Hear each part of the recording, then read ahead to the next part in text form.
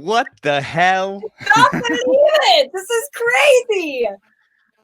Holy shit. How are you? Holy shit is right. I haven't seen you for what? Dude, 15 years? it has 100 years?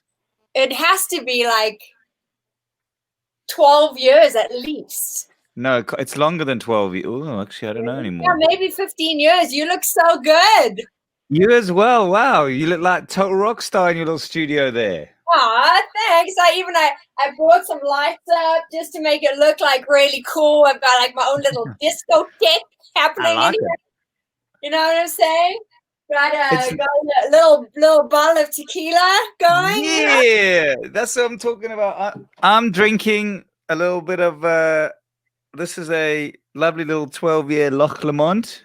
Ooh, So you drinking midday tequila, or that's just your bottle? I'm just having a little. I've got a little bit of naughty juice in here, you know.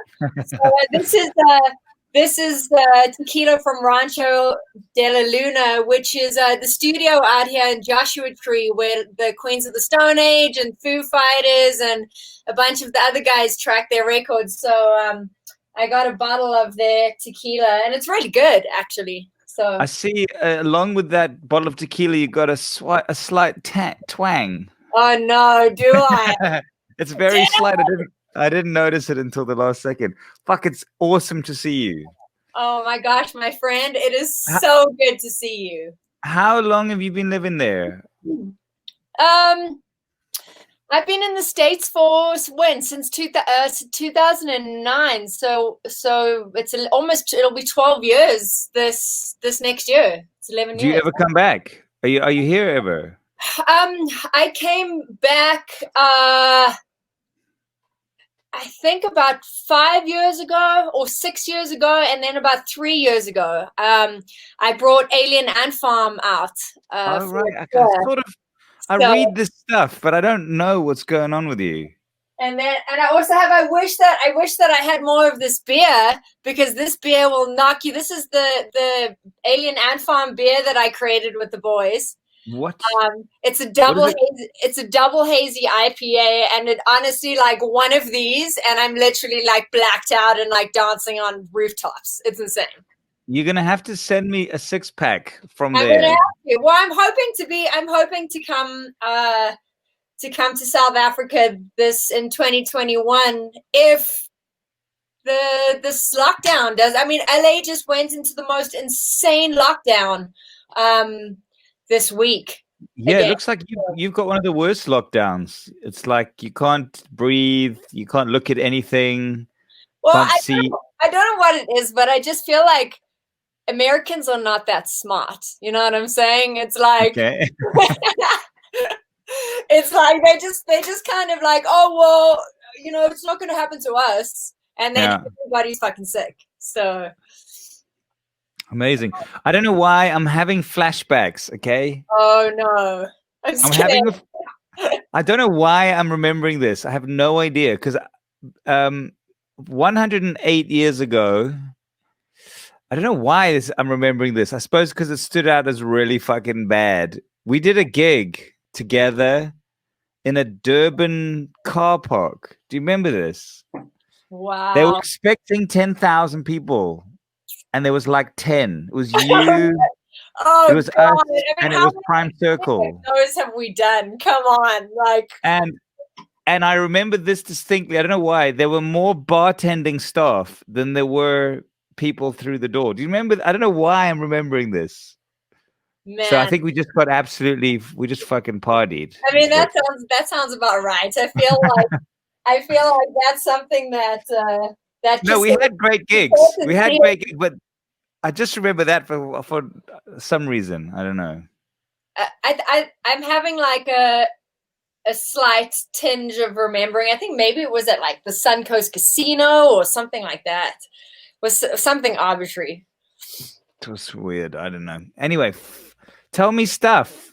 Oh my gosh! I've only kind of read stuff from afar from what you're doing. You seem to be so many incredible things.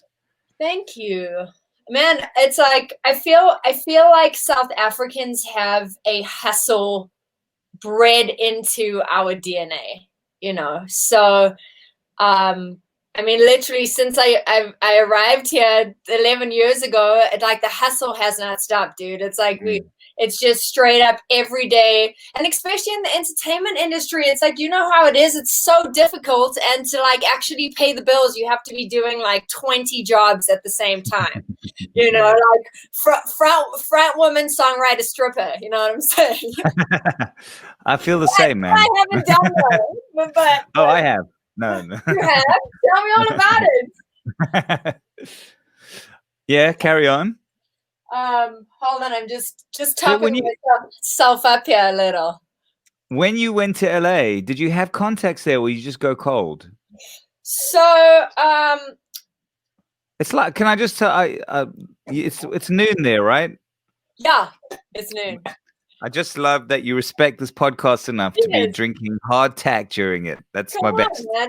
I actually have done during this pandemic. I had a good bout of kind of. I just lost my appetite for alcohol. Like at the beginning of the pandemic, I think everybody went like absolutely haywire, and it was drink everything that we can in sight. And so I kind of lost my appetite for it, and now I've just started getting into some nice wines, and I got back from Mexico about 3 weeks ago. So taste for tequila, you know, obviously being safe and traveling cautiously with this whole pandemic and everything. But I'm building a little house down there. So are you in Mexico? Yeah. This beautiful area of Mexico called Lo de Marcos. It's basically like there's no white people, it's just Mexicans. It's so dope. It's like there's like a little surf break, like nobody speaks English. It's so wonderful. So wonderful. That does sound awesome. Yeah. So what is your poison of choice? I digress. What is your poison of choice? I mean, you obviously you got a tequila injection in Mexico. Yeah, I'm a tequila drinker. I think I mean, back in the day when Cassettes and Steve Love Jones were rocking out, I mean, we were like hard on the freaking Jack Daniels and 8 Balls. You know what I'm saying? It's like yeah. it can't be there anymore. We've all matured and got older. But definitely tequila. I can't do brown liquor. It makes me so sick. I like beer. I've got a. Well, you have your own beer, so you're fucking better. Yeah, well, I mean, this actually, the IPA is, I wouldn't personally drink it, but, you know, it's kind of the boys, the Alien Ant Farm boys, they're IPA drinkers, you know, so we had to create something true to the band. We're not going to make like a nice little blonde lager or something. Pale ale. In the future, but cool, so you got to LA. So, yeah, so basically, I mean, we did the that 3-month Stealing Love Jones tour in the States, which basically broke all of us as humans and as a band, and came back and everyone was like, fuck you, okay, cool, this band's done, never want to see you again, I'm gonna sue you, you're gonna sue me, you know. So it was nasty, and after those, it probably took me like 3 months of a very deep depression to get over it, and I was just like, well, that's it, I'm gonna go back to the States, I'm gonna sell up everything I have. And so I had friends in San Diego. Sorry, did you take the local band with you from South Africa? Sorry, can you repeat that? The tour you did in America with Love Jones. Yes. Was it an American version of Love Jones, or was it the South African band you took with you? It was the South African band. Okay, cool. So yeah, after those landed in the States in San Diego, had a friend from South Africa that was living there with her husband, and basically just started taking any cover gigs that I could get, you know. So I was like doing cover gigs 4, 5, 6 times a week for $50 a night, you know, just to try and keep moving. And I mean, I'd spent every cent that I had on the tour that was a failure. So it was kind of like I got back over here with my tail between my legs and started again. And you know, Sean Morgan was a great help too. That's So funny. yeah, it's been cool. You know, I basically I started off. Sean was the one that said to me, "Don't move to LA first." He was like, "SJ, you're such a hypersensitive human being. Like LA is going to eat you alive. Like go and find a bunch of friends in San Diego first. Like find a good network, and then kind of spread your wings from there." Which I think was really great advice, because LA is so brutal, man. So brutal. So you just went and hustled your head off, and then how did you ended up? So when did you meet Alien Ant Farm? Early on? Yeah, I mean, Dry and I have been friends for probably like 10 odd years already. I can't remember where we first met. My memory eludes me, but yeah, I mean, it's been really cool. I kind of just I got myself into positions where every night, if there was something going on, it's like I knew I had to be there because I could potentially meet people. And you know, and that's exactly what happened. Was I was playing a gig for somebody, and a songwriter came up to me and said, "Have you ever considered being a songwriter?" And I was like horrified, because I'm like, "What do you mean I am a songwriter?" And they were like, "No, like writing music for other people." And I was just absolutely floored by this concept, because I couldn't grasp that artists didn't write their own songs, and it's why music sucks today. But It's also very much the South African thing. If you're the singer, you're also the manager, you're also the part-time, you're the everything, you know. totally. But I understand, like there's an actual industry where there's guys who do mixing, that's what they do. There's guys who do songwriting, that's what they do. Totally. I'm just trying to turn this mic down a little bit here. I think that should be it. Yeah, I mean, it was really interesting to come from the performance side and then see that there was this whole world of songwriting, producers, you know, where the producer's not just there kind of as the like helping you craft the song. The producer is literally creating the entire beat and everything behind your music. So it's been an eye-opening experience, and I've learned a lot from it, and it's been a hard hustle of 10 years. I've got to work with some of the coolest artists. You know, I got to work with the Go-Go's and Alien Ant Farm and Sean Kingston and Nile Rodgers and all these really cool artists. But you know, the crazy thing is that none of this really translates financially. It's like unless you are like a massive songwriter to Justin Bieber, like then you're making some money. So how are you surviving then? You know, I've got a bunch of stuff that I'm doing now. On the production side of stuff, I get hired a lot by labels and indie bands to produce their records. So on the songwriting side, that's what I was saying. I don't think that there's a lot of money on that side unless you're kind of in the big top 40 game, which I was good at. It's just not where my heart lies. My heart does not lie in top 40, you know.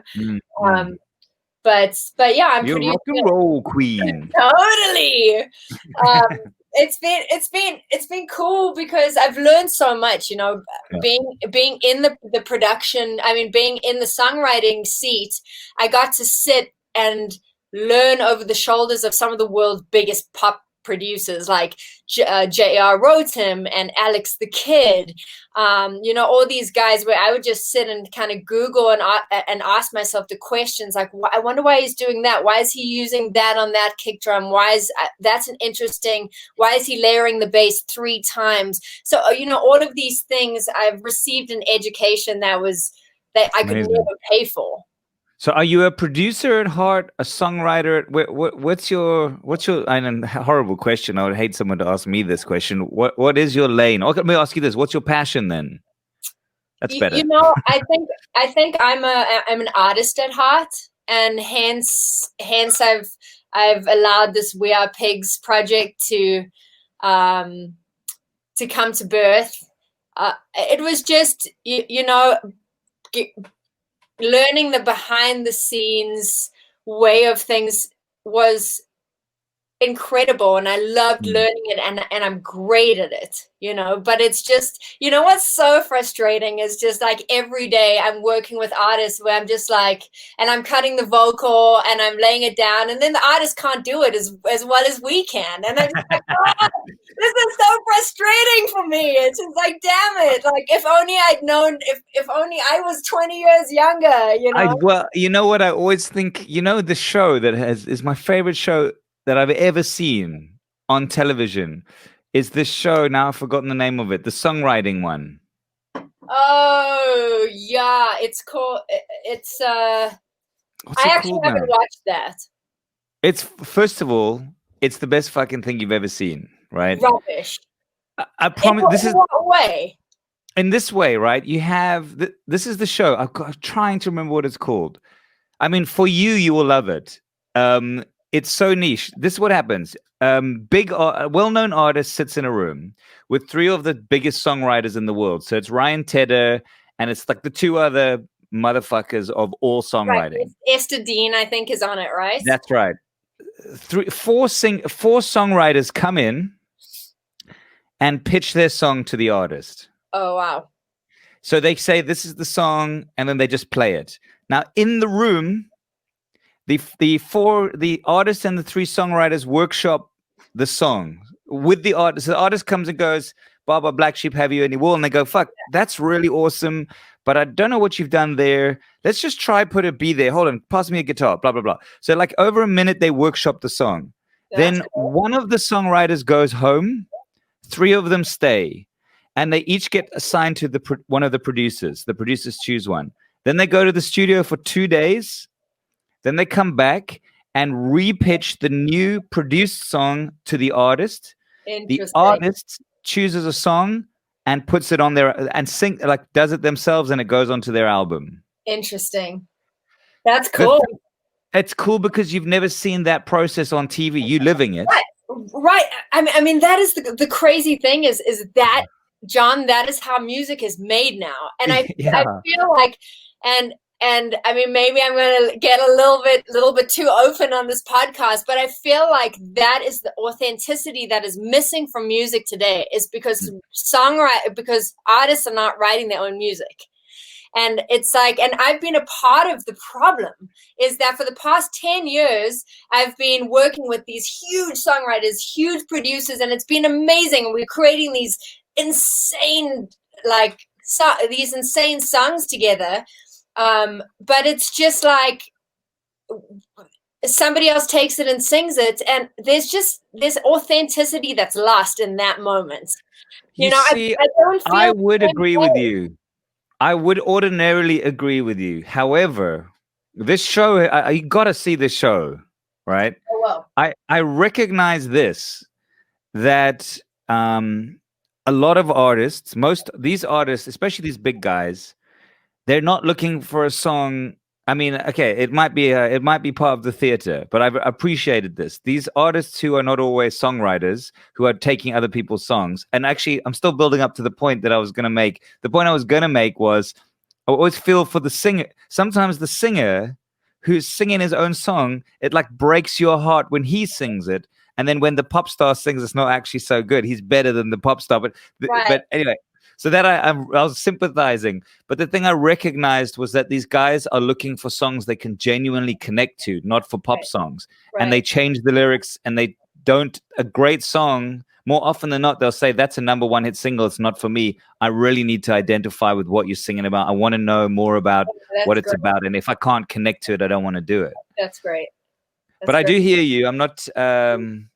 I don't know. You just check out the show, man. It's I will. Awesome. I will. I don't know. Maybe I'm just like I've become really jaded over the past, 10 years. I'm just like, I don't know if it's the same for you, but I don't feel the same way that I did about music. Like music from the late 90s and early 2000s for me, like those are my formative years.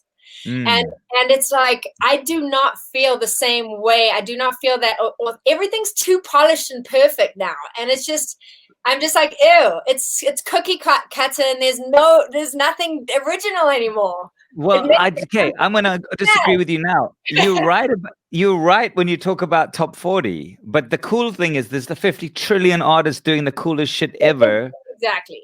I'm talking about top 40. Yeah, well, top 40 is not even in my universe. So I can't even tell you what's going on in top 40. I'm so far out of that loop. But in terms of finding new artists who are doing crazy shit, that's for me it's an exciting time for that. Totally.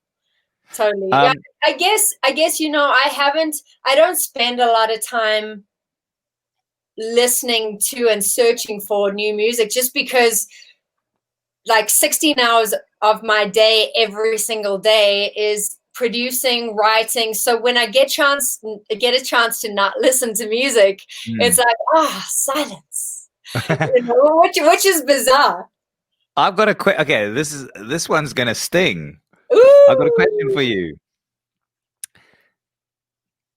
This is very interesting. You've managed to do something really amazing, and that is shake off this music industry and very bravely go to where it's all at. You have hustled your way in to the inner circle that everyone wants to get, and you're playing the right game with the right people. Amazing. You were always a gifted songwriter, but now you're like a professional songwriter, producer. You've just said to me, I'm building up here. You've just said to me, like the fact that people aren't singing their own songs is problematic.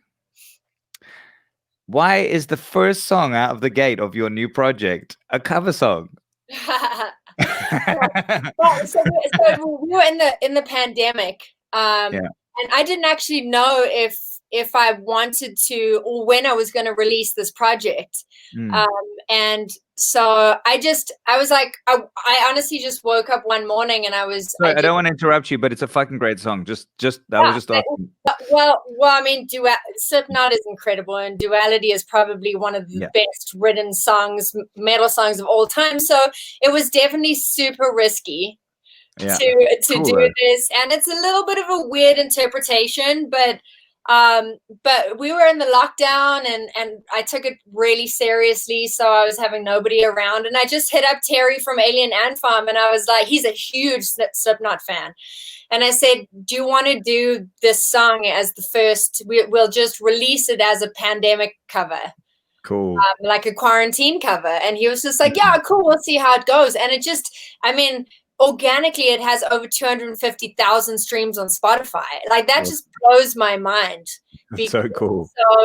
But cool. Yes, you are right. It doesn't even sound like the rest of the project. It was how this Pigs project is I'm being very I'm not being precious about any of the editing, any of the production, kind of what happens in the room on that day.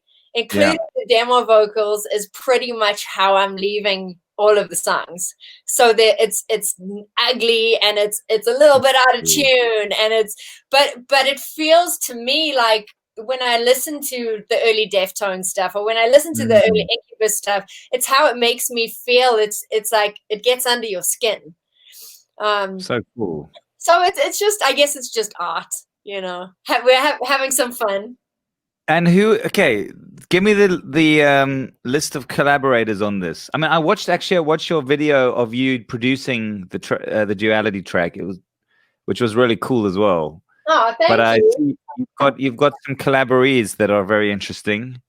Oh man, like honestly, it's just so bizarre to me that I'm just this little nobody from South Africa that has just managed to find favor and become friends with some of my musical heroes, over the past 20 years of being in the business, because that's how long we've been in this business. Really, it's crazy.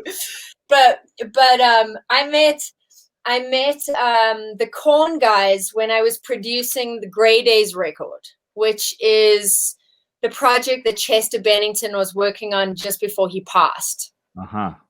So this project is just absolutely unreal. I don't know if you've listened to it, but basically the process of that was these Grey Days was Chester's very first band when he was 17 years old, and they had the ADATs of all the original demos. So there's like 30 songs, and I just happened to be, I was taking a management meeting at NRG recording in Hollywood, and the Grey Days guys happened to be there, and they overheard the new Alien Ant Farm stuff that I just produced, and they said, can we send you these reels and see what you do with them? And I was just like, wow, I would love to, thank you. So long story longer, I ended up with 5 songs on that record that I'd produced, and these reels went to a lot of producers where basically what we did was strip off everything except for his vocal. So they gave us complete creative control to rewrite a bit of music that was worthy of his vocal but sounded current. It was the most haunting, unreal experience I've ever had, just sitting for hours just with 17-year-old Chester Bennington in my head, just his vocal, and then trying to put myself in his shoes and channel what he was feeling when he wrote these lyrics. And then, so it's really cool because the record is super raw and rocky. And incredible. What an incredible thing to do. Just, I mean, it's just how is this even possible? I still have to pinch myself. You're doing it, man. But so anyway, from that, the Grey Days guys, the label brought in the Korn guys and brought in Chris Trainer from Bush and Ryan Shuck from Orgy, like people that were really close to Chester. And so Head and I just hit it off. He has to be the coolest human being you have ever met in your life. Like this guy, so cool. This guy is like, I don't think I've ever actually met another human like him. He connects with people on another level. He's probably the biggest rock star in the world at some point. He's still massive, he is so, when he talks to you, he is so interested.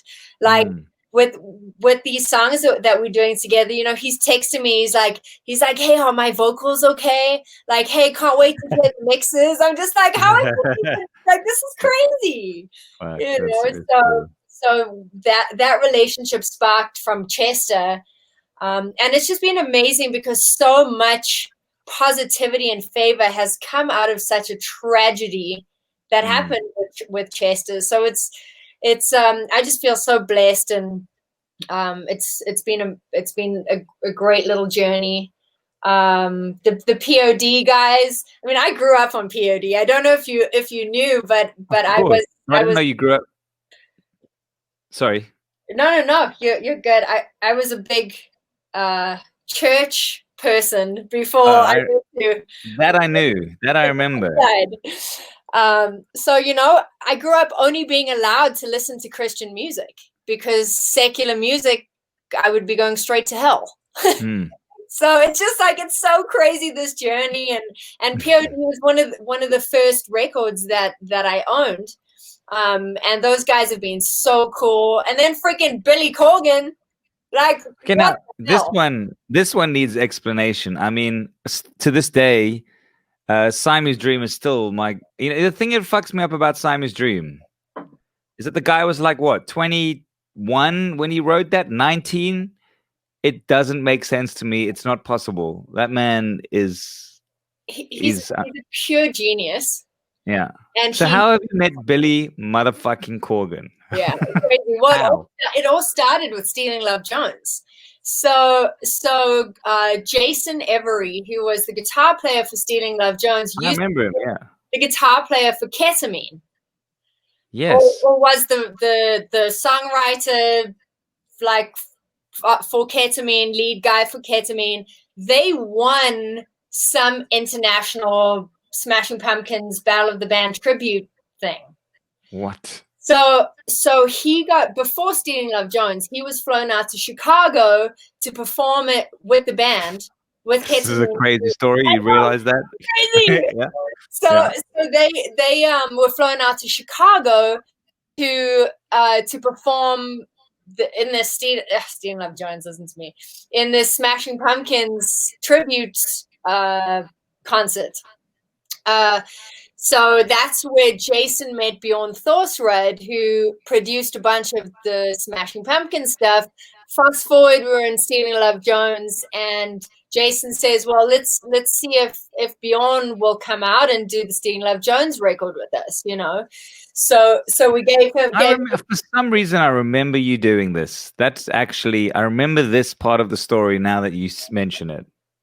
Yeah, I mean, like, just so crazy how all these little points have ended up to this. So Bjorn, when was that? Like 2007, we flew Bjorn out. We tracked the Bleed to Bloom record at Faith Studios in Westville, and just had the best time. Love that record still, and I've kept in touch with Bjorn ever since. So I've been working on this Pigs project for about 3 years now, in between working on other projects. So the pandemic was really helpful because it just kind of forced me to get this project finished. So I send the tracks to Bjorn, and I say, what are the chances I've got Head on a track, I've got the POD guys on a track, I've got Crazy Town on a track. What are the chances that we can get Billy to jump on? And he's like, no chance. This is the hustler in you, the African. You've got the hustle blood. What's the worst that they can say? They can say no. Yeah. You know, there's that Amanda Palmer book, The Art of Asking. Yeah. And I really, honestly, like every single thing that I've got to in my life, it's because I've asked, and the majority of people have not said no. Well, I'm agreeing. I know this philosophy as well. I believe in it big time. Yeah, I mean, it really is. The worst thing somebody can say is no, and it's not that they hate you or hate what you're doing. They just, aren't feeling it or aren't willing to be a part of it at that moment. And again, and there's the off chance that you get there the right moment of the right time of the right day. And you just need to keep pushing the button till that's the right one. Seriously, I'm busy letting you in this, but I'm busy. I'm busy doing this with Shirley Manson right now. Wow. So I mean, wow. I've sent her 2 emails. She actually asked her to jump on Pulse Queen with me, and she was like, I don't hear myself on it. You sound great. So I'm like, oh, thank you. So now I'm just like, I'm just keeping pushing things. I'm like, so how about this one? Like, until they literally are like, okay, fuck off. Yeah. I love it. I love it.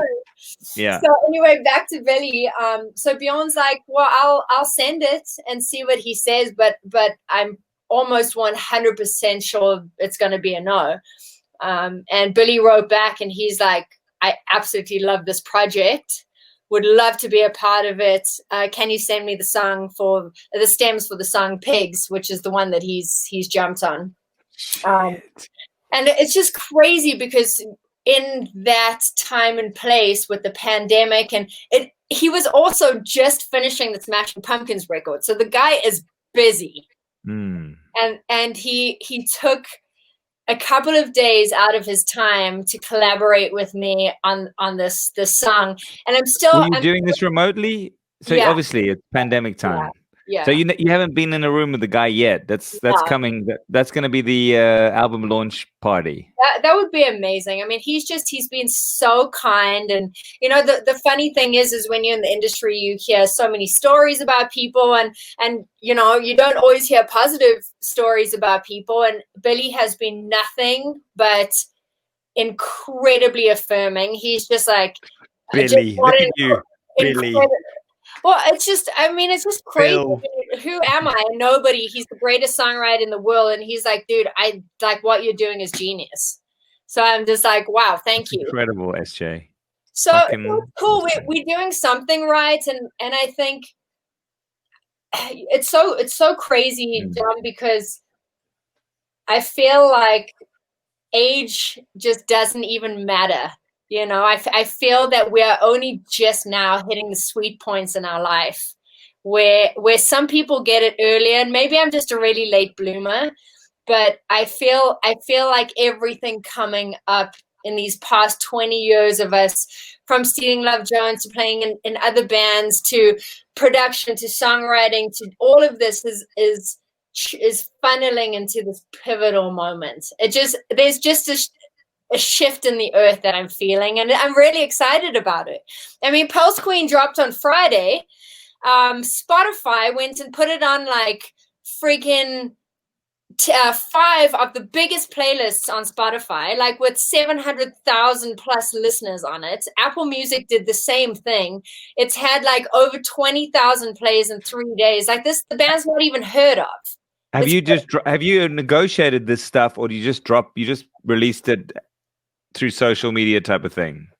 I just released it independently. So cool, Esjay. So fucking cool. I want to get a deal for it because, you know, I don't have $20,000, $30,000, $40,000, $50,000 to put behind a record. So it would be really nice to get a deal for it. But while there isn't a deal, I'm like, it costs nothing to put a song out. Let's do it. And I'm producing it. I'm engineering it. You know, I've got my partner Lucas in France. He's my songwriter in the project, and how we do it is it's a really cool process because I basically create a beat that I'm feeling would be a great tempo performance to, and then I send it to him, and he lays down a bunch of different riffs. Then I cut up the riffs and everything, how I think it should be. I create a song around it, and then I send it back to him for guitars, and then I add the production to it at the end. So it's really self-contained, which is great because there's not a lot of expense except for my time. Fucking awesome. It's been cool.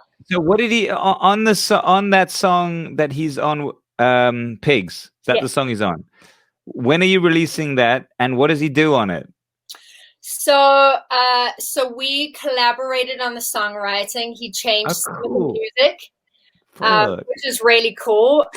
You've blown my mind right now. I'm struggling to take it all in, but carry on. It was one of those things where I'm uncompromising on this project, and that's one thing that I've said to a couple of labels that I've had meetings with about this project, which I think has scared them off a little bit, is that it's my way or the highway on this. You may not ask for one change on any of these songs, my image, whatever's going on. This is 100% my baby. And if you think it's something that's going to work for you, then please jump in. But otherwise, you have zero say over anything. Love you. So super uncompromising with this project, where I would never suggest to be like that ever as an artist. I think it's great to collaborate and to be open and to change things, but I'm just like, I've done that for so long, I'm just gonna do it my way now. So when I said this to Billy, I was just like, I'm going to be super open. Whatever happens. I'm not going to be precious about anything. I'm going to let him change whatever wants, because it's fucking Billy Corgan. You know, it's like he beats anything I can do ever. Tell me, explain to me. You don't have to, not technically. what kind of changes he made to the songs, and how you interpreted those changes. Like, what was he doing? Like, what's going on in that motherfucker? So, like musically, I think he felt that I was restricting the melody, kind of going back and forth. So he changed, and the first time I heard the melody changes, I was just like, you know, because you're so used to hearing something, you get demo-itis. Yes, the demo-itis is the worst thing. You know when you make it, it's not quite right, but after you've heard it 10 times, you fall in love with it by accident. Totally. And then changes are hard. Yeah, that's the worst. It's a real thing. And so I had to sit with it for a bit, because in my mind, I'm just like, how do I tell Billy it's not right? It's been so whatever. And then after, and once I sent it to Lucas in France, and him and I were talking about it, and he was also like, oh, I had a hard time the first time. And then after the third listen, I was like, wow, this is so much better. It opens the whole song up into something so much bigger than it already was. It sounds like a really heavy movie soundtrack kind of a thing. And carry on. Don't let me. I'm hoping that Billy will jump on with vocals as well. He's a busy guy, you know. So this is the last. I'm going to hold out as long as possible for him to jump up on vocals on this. But you know, there's no time frame really with this project. I'm going to release a single kind of every 8 to 10 weeks, so I can hold on for that till the end of this. This is what I will ask you. And I think this would be cool for you and for me. Hell yeah.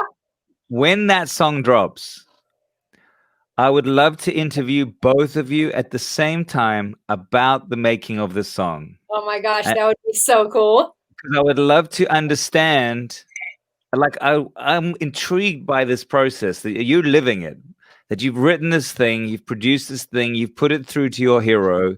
He has put his own stamp on it. And yeah, maybe it takes 6 months to get to a point where he puts a vocal on it, but it's also going to change or add something. And I would love to just understand the process with both of you talking to each other. That would be awesome. I would love to do that. That would be a dream. Let's do it then. It's a date. Meet you back in the same place next year. Okay, that's all the things. Like having you representing us, doing your thing with him. That's it. Then I close this podcast off, and I'll go and lie on my deathbed. Oh man, I mean, it's wonderful. It's been so crazy, because I also hit up Chino Marino from Deftones, and Deftones is my biggest influence for this project, and they probably are my biggest influence in life, really, musically. I think vocally as well. It's been really cool to see some of the reviews already, because people are like, this is Chino Marino in the best way, you know. And even though I don't sound like a boy, you know, it's like everything that his breaths and his gasps, and those are the things that really speak to me. And it's been really cool. I hit him up. He was actually the first person I ever reached out to, and he was like, once the new record is out and we're done promoting, I'll take a look at it again. So I'm gonna keep opening that door, and then I've been aggressively hitting up Alanis Morissette too, because I'm such a fan. Jesus. But I mean, how I see this project is just every single one of our musical heroes. You know, this project is them through me. You know, so it just makes so much sense to have. And I would love the first feature to be with a woman. I think that would be really cool. Like if it was Shirley Manson or Skin or Alanis. That would be my dream before having the guys on a track. Just you know, it's cool, powerful, badass chicks. And also, like, the cool thing is, and I'm sure this is in your mind there, the more people you get in, the more easier it is to go to Alanis Morissette and say, I've got Billy Corgan and Totally. Korn. And so But your little brand just gets. I feel like there's a fine line because I don't think that artists want to feel like, oh, well, they already have them. Like, why did they ask them before me? Or, I think there's a difficult and fine line, but I also think, you know, having the friendship and having people, it's a really small world, this rock and metal scene. I'm really glad that You've got good allies. yeah, I mean, you do, you know, once people know you and they trust you and they feel safe with you, I think that opens more doors than how talented you are. So I think that's something that I've learned is like, you know, I might not be the best producer in the world, but people like working with me because they feel safe, and the accent helps. You might be the best producer in the world. Ah. I definitely think it's the accent. You know what? It actually bums me out a little bit that you said that. I haven't heard it since, but okay. right up front, it just came for a minute. Yeah, came for a second. It's so funny because some of our friends are like, "Damn, dude, you sound like a straight up Yank," and I'm like, "Really? No, you don't. You definitely don't." So but the accent definitely helps. It's so weird to me when I meet South Africans over here and they sound like an American, and I'm like, dude, like why? I can't even put the accent on. So, but it opens up so many doors. People are more interested in you. You know, it makes you more attractive. Nice. Yeah, definitely. The accent. Are you still friends with Sean Morgan? You know, I haven't spoken to him in so many years. I wish we were. I don't actually know exactly what happened. I mean, him and I had a very complicated relationship of love and hate. And just out of the blue, like one day it just stopped, you know. That's hilarious because that's what I wanted to ask you about. I was doing a podcast the other day, which in world terms, it'll have come out maybe a month before this one. I did a song with him with Vanco Cartel, Sean Morgan, and we did it. We did this whole collab together. And what came up, I was doing the podcast with Francois van Coke, and it came up like we got into Sean Morgan, we wrote the song together, and we made these plans of like what we were going to do, and that Francois was going to go to America and tour with Cedar, and then he just stopped responding to messages like instantly. Yeah. And then I thought, well, at least I know he's a big fan of Francois, so at least he's talking to him. But Franny told me no, he's just blanked him as well for like 5 years. And I don't know, like I've got his number, but he'll never ever respond to anything. I actually just sent Dale a message last week. And Dale's the bass player, for those of you who don't know. But and just was like, hey man, I've been trying to reach out, and I know this is out of the blue, but I'm doing this project and I have X, Y, and Z on it, and it would be such an insane honor to do something with you guys. Like, it just makes sense. I didn't hear back from Dale either. I don't know, you know, I feel like maybe Sean was seeing somebody, and our relationship got in the way of that, and it just things got complicated. Were you guys in a little item for a while or something? I mean, not really. I mean, you know, we were on and off, you know. It's after a couple of bottles of Jack Daniels and everything else, you know, what happens on tour stays on tour. Yeah, that band party's hard. Fucking hard. Well, I mean, I don't know much about him anymore. You know, I like the new record. I would love to. I miss the friendship that we had. Like him and I used to hang hard at his house in Santa Monica, you know, and he came down and rescued me from like some really abusive relationships like a couple of times. Like I generally have a really bad picker, and he was always there, like in his car, freaking grabbing me, driving me wherever I needed to go. So him and I were really tight. But I hope it comes back. You know, I guess everybody needs time and space, and I would love to. Like that would be a tour I would love to do again. I mean, we didn't all of us tour with Caesar in South Africa. No, I never did. Oh, you guys No. were on that tour. Yeah, Stephen Love Jones was on the tour, the Caesar tour, the 5FM tour, and that was so much fun. You know, I learned so much from Sean, and he was always such a good teacher because he was like, Esjay, you're such a great front woman, but you try too hard. You know, he's like, just chill the fuck out. Let your band do what the band's meant to do, and you focus on singing and connecting with the audience. That's your job. He's like, stop trying to jump around and be fucking crazy because it looks stupid. I wish you'd given me that fucking advice. Right?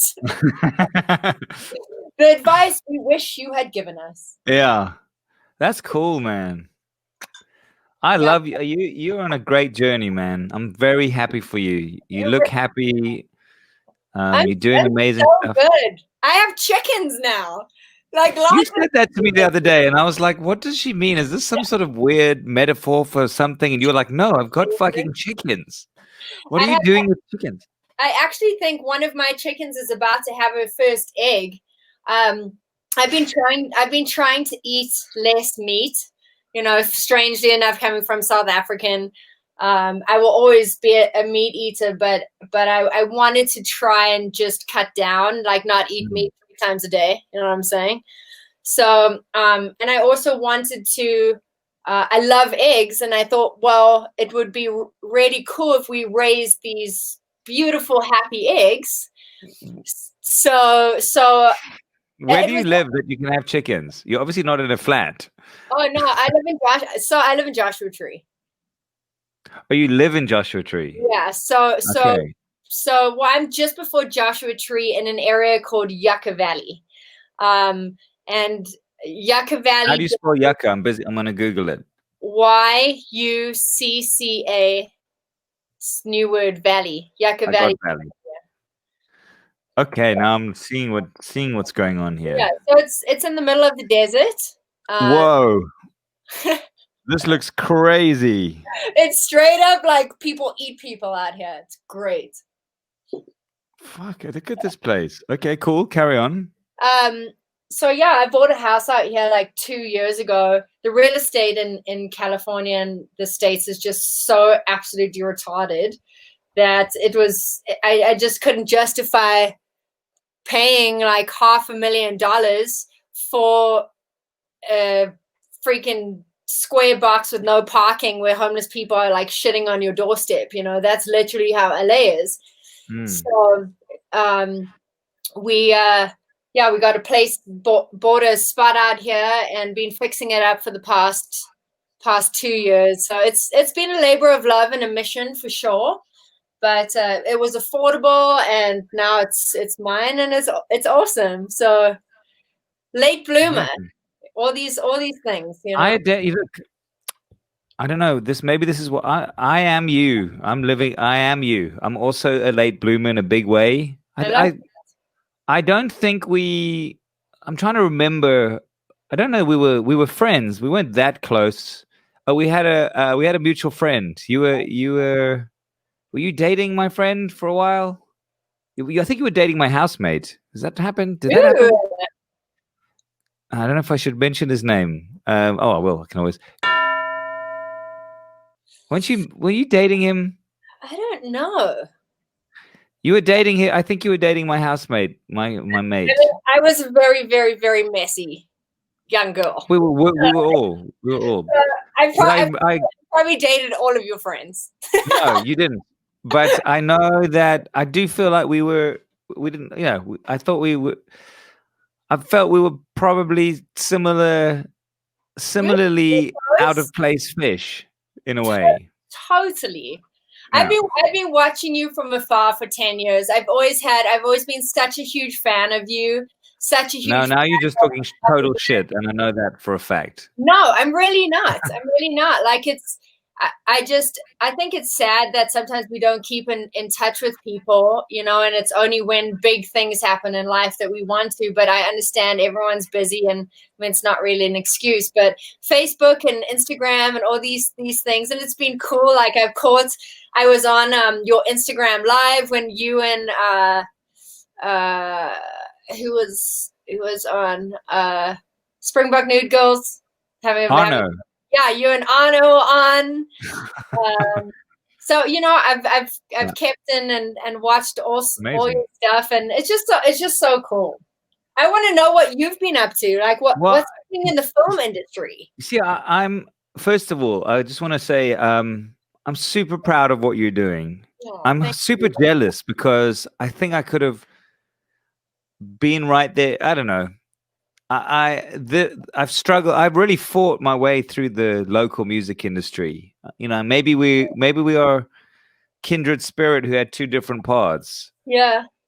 When you spoke about how you hustled your way into, I identify with every fucking thing that you're saying so closely.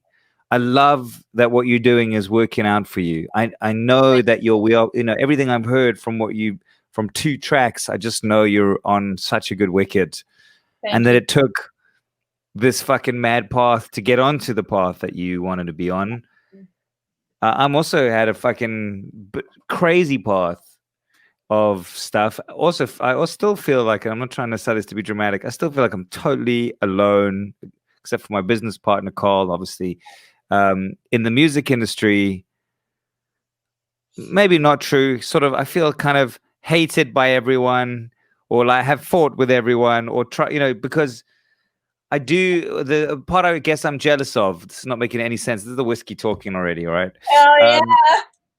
I feel you're in a real industry where you understand what needs to be done and you're doing it. Mm-hmm. Whereas here you still have to make up everything and nobody gets it. That's actually you just have to fight the whole fucking time. I don't know. The South African music industry is a great place for your training wheels. Yeah, because it teaches you to fucking fight for everything. Totally. Yeah. I mean, and it doesn't stop. Like, honestly, it's I know from experience what you are going through and what you continue going through, because it was just, I remember Steve Murray, my bass player, used to say the South African music industry is crabs in a bucket. Yeah. You know, so as one person gets out, everybody's clinging on them and just pulling them back down. Yeah. There's not a lot of like love and support, and you know, I think cutting strings, you know, it was a really hard thing to do, and I think making some massive sacrifices and life choices. You know, it's like I live a very selfish kind of single serving life, because it's like there's no way in hell that I am here just to be living in Yucca Valley and have 10 chickens. You know, I don't believe that. I believe that you still got the bug. Yeah, we had this incredible platform of which to jump beyond in South Africa. And yes, it might have taken me 10 years to get where I am right now. But I would like it to continue. But however, I do feel that I feel incredibly successful in myself. Like, I don't feel, even though my bank account might not say like, hey, you're a billionaire. You're doing it, man. I feel successful because I jumped in and figured it out. You know, it's just, nothing's going to stop me. South Africans are resilient. People are going to just, I will sleep on a bathroom floor for the rest of my life. But you don't have to. You live in Yucca Valley and you've got chickens. Oh yeah. I think I might have my first egg. Your first what? my first egg. My Oh. one of my chickens has been super broody. They do this like really weird. It looks like they're about to give birth. They look like they're in pain. And so they sometimes the egg gets stuck, so you have to bring it inside and give it a bath. So so I need to go and check on this lady before and make sure that she's What do you like, do with the egg? Do you have to go and incubate it, or do they do that themselves? no, we eat them. Oh, those are not baby chicks. You just make the eggs and then you eat them. Eggs to eat, yeah. Eggs Okay. to eat, yeah. Cool. So I'm out here. I'm going to survive the apocalypse one way or the another. It's going to be cockroaches and you. Hell yeah, dude. Give me 1 second. I have to just quickly wee in the garden. I'll be 5 seconds. Perfect. I'm going to top myself up. Me too. I'll be back. I'll be back.